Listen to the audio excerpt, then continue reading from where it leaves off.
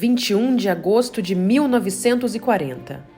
A notícia da morte de Trotsky chega às principais capas de jornais do mundo.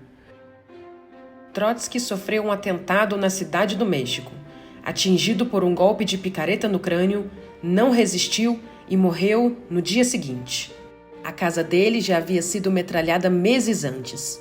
O assassino, Jackson Mornard, fora apresentado a Trotsky 6 meses antes, quando iniciou um relacionamento com a trotskista Sylvia Agloff, e assim conseguiu burlar a segurança. Jackson ensaiou o atentado algum tempo antes, e no fatídico dia ele entrou na casa de Trotsky com um sobretudo, levando uma faca, uma pistola e a picareta. A morte de Trotsky repercutiu no Brasil e em todo o mundo. Em Moscou, o jornal Pravda celebrou o acontecimento, comemorando a morte de um espião internacional. A imagem de Trotsky era construída por Stalin como inimigo do povo e da revolução. O assassino foi interrogado inúmeras vezes, mas nunca admitiu nenhuma relação com Stalin ou com a União Soviética. Ele alegou que assassinou Trotsky porque ele era contrário ao seu relacionamento com Sylvia. Jackson foi condenado a 20 anos de prisão, pena máxima no México. Quando foi solto, a União Soviética encenou a história que ninguém queria recebê-lo e depois admitiu sua entrada. Só então sua identidade foi revelada. Era o espanhol Ramón Mercader, que na juventude integrou grupos stalinistas. Mercader treinou em Moscou táticas de guerrilha, sabotagem, aprendeu a matar com vários tipos de armas, inclusive a que usou para matar Trotsky.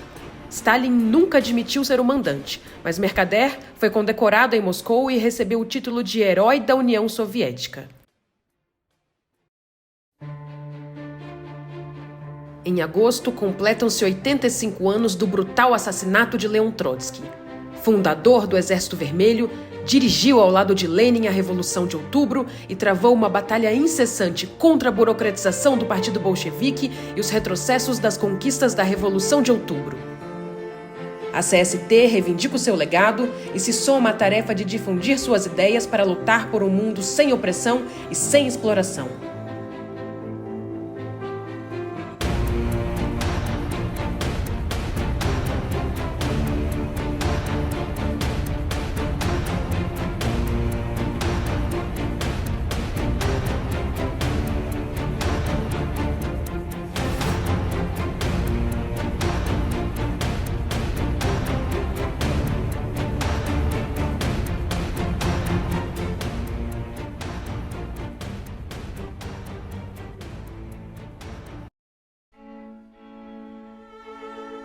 Trotsky nasceu em 7 de novembro de 1879 na Ucrânia.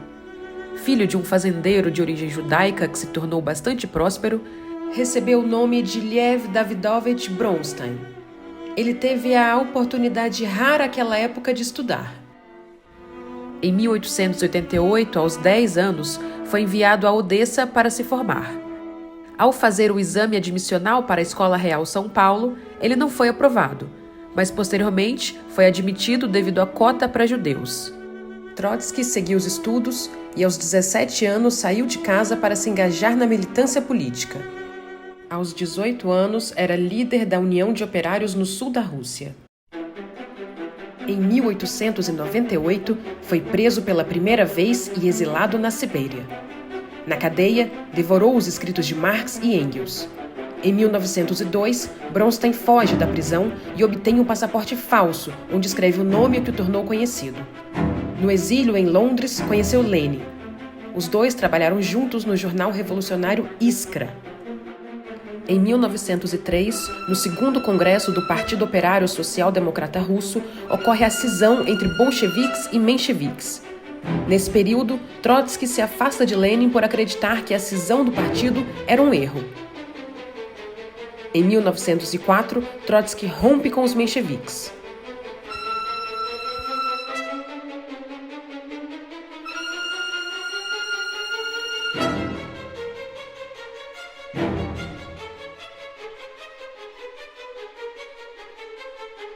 Os ventos da revolução começam a soprar.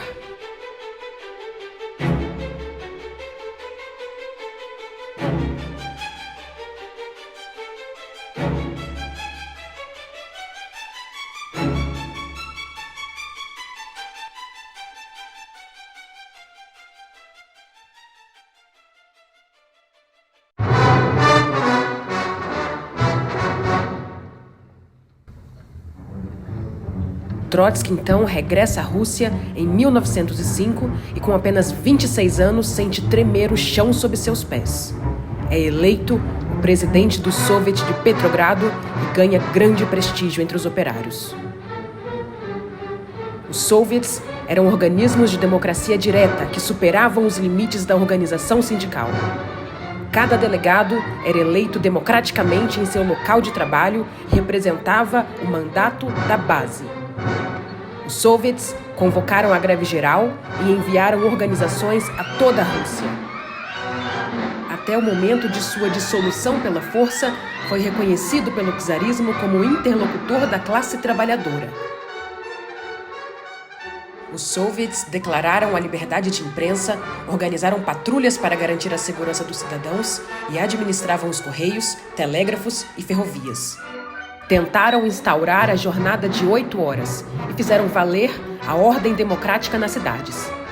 Abriram as portas das universidades e, nas suas salas, operários, artesãos e empregados discutiam livremente de política. Quanto mais o movimento avançava, mais profundo se tornava o ódio da contra-revolução. Em dezembro de 1905, quando a revolução alcançava seu ponto culminante com a insurreição de Moscou, o Soviet de Petrogrado foi atacado e dissolvido. Os operários armados resistiram bravamente por 9 dias em Moscou, mas o governo czarista estrangulou violentamente a revolução.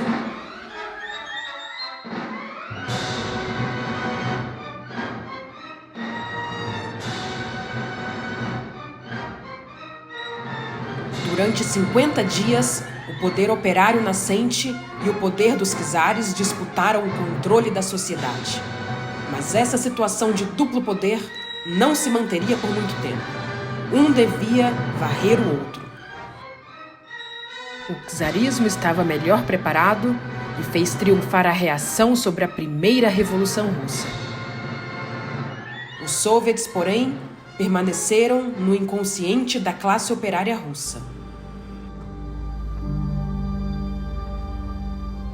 Preso, é deportado para a Sibéria com toda a direção do Soviet. Porém, seu balanço e perspectiva da Revolução de 1905 era taxativo. O mundo estava preparado para a Revolução Socialista, inclusive a atrasada Rússia. A ditadura do capital, domínio de uma minoria exploradora, era necessário instaurar a ditadura do proletariado, o poder das classes oprimidas e exploradas. Trotsky novamente escapa da Sibéria e se refugia em Viena, na Áustria. De lá, a partir de 1908, edita o jornal russo Pravda, destinado às massas operárias. Depois inicia um longo período, passando por diversos países europeus, como a Suíça, França, Inglaterra e Espanha.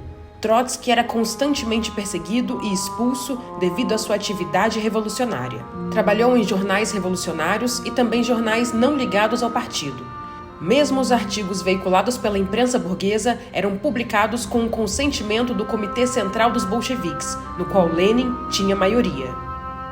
Em 13 de janeiro de 1917, chega a Nova York, onde trabalhou escrevendo artigos, foi redator de um jornal e seguiu sua militância falando em reuniões operárias. De repente, começam a chegar nos Estados Unidos as primeiras informações sobre o estouro da Revolução em Petrogrado. Os operários americanos foram tomados pela emoção. Eles tinham esperanças, mas nem eles esperavam tanto. A imprensa americana estava perturbada. Jornalistas, repórteres, cronistas vinham de todos os lados atrás da redação do Novy Mir, o jornal russo para o qual Trotsky escrevia, e que naquela época se tornou centro da propaganda revolucionária internacionalista.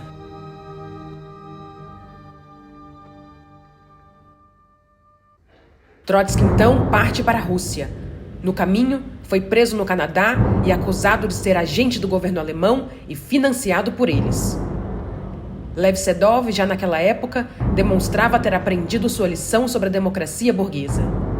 Quando viu seu pai ser arrastado por 6 homens, Lev, então com 12 anos, correu em seu socorro e, dando um soco num oficial com seu punhozinho, pergunta ao pai: "Bato nele de novo, papai?" Em 16 de abril, o Pravda, dirigido por Lenin, respondeu a essa acusação grotesca. Alguém acredita um só minuto na boa-fé de quem afirma que Trotsky, o antigo presidente do Soviet de Deputados Operários de Petersburgo em 1905, um revolucionário que consagrou dezenas de anos à revolução, seja capaz de se vincular a um plano financiado pelo governo alemão? Eis uma calúnia evidente, inaudita e imprudente contra um revolucionário. De quem recebeu essa informação, Sr. Buchanan? Por que o senhor não nos responde isso? 6 homens arrastaram pelos braços e pernas o camarada Trotsky, e tudo em nome de vossa amizade com o governo provisório.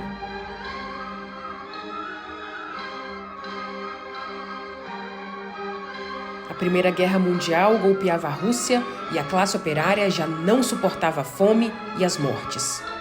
Com seus principais dirigentes no exílio, em março de 1917, e sob direção de Stalin e Kamenev, a postura do partido foi o apoio crítico ao governo provisório e a instalação de uma república democrático-burguesa na Rússia.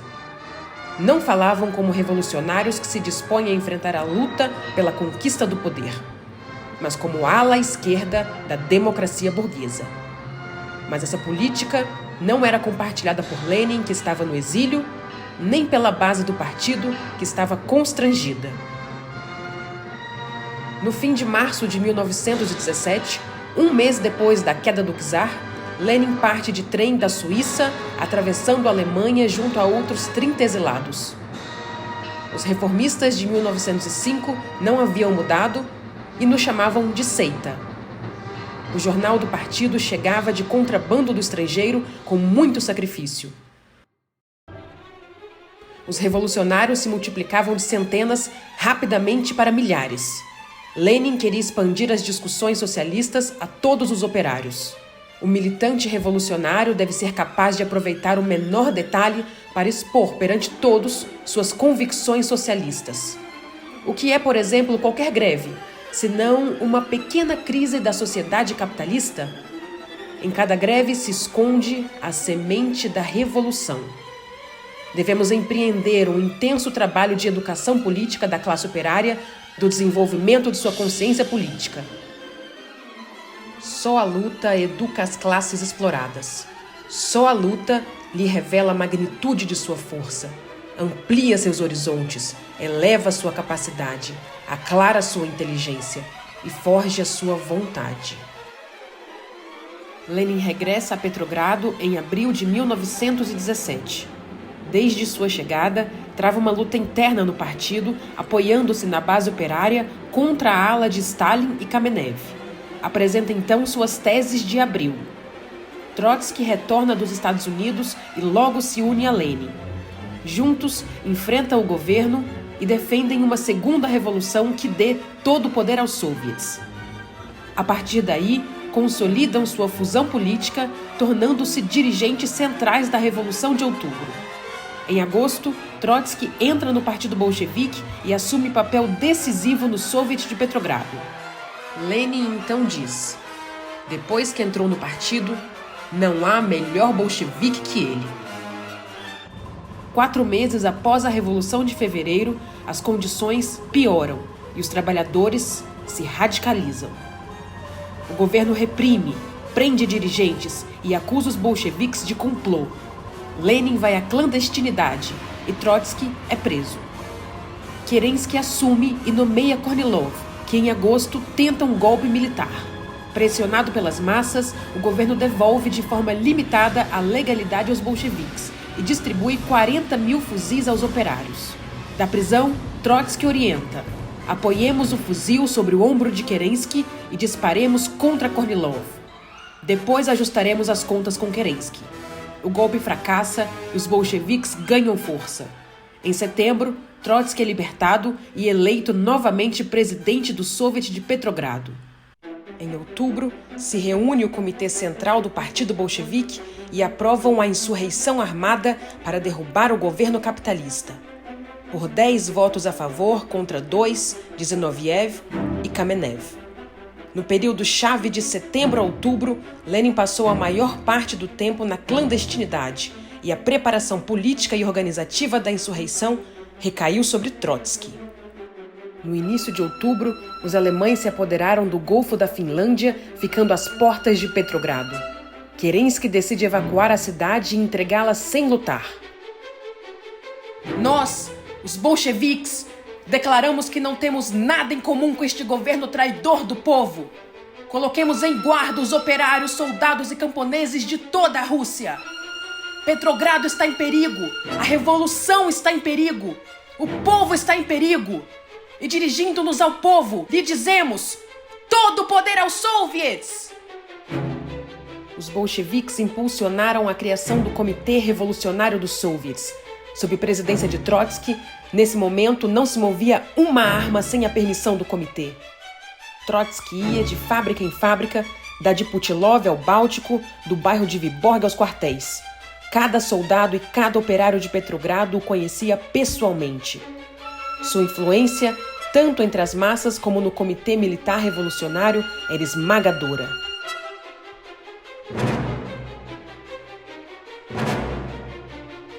Em 24 de outubro, do Palácio de Inverno, o governo decide mobilizar tropas do fronte e de outras cidades para reprimir Petrogrado. O governo ordena ao cruzador Aurora a ir para o fronte, mas os marinheiros desobedecem e acatam a ordem do comitê, permanecendo na cidade. À 1 da manhã, ocuparam a agência de telégrafos. Meia hora mais tarde, os correios e às 5 a central telefônica. Por último, cercaram o Palácio de Inverno.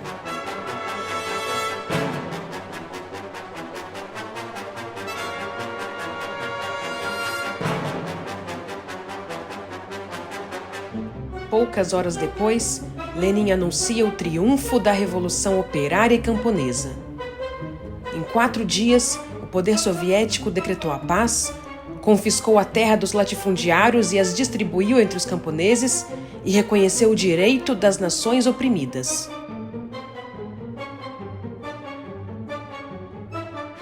Porém, as classes dominantes não deixariam os trabalhadores governarem tão facilmente e ordenaram a invasão da Rússia para estrangular a revolução. Trotsky é então nomeado comissário da guerra por proposta de Lenin e apoiado por Sverdlov. Ele cria em tempo recorde o Exército Vermelho. Dentro de um trem blindado, Trotsky percorre o país para combater os contra-revolucionários e organizar os operários. Os vagões transportavam armas e máquinas de impressão de jornais que traziam notícias das últimas batalhas.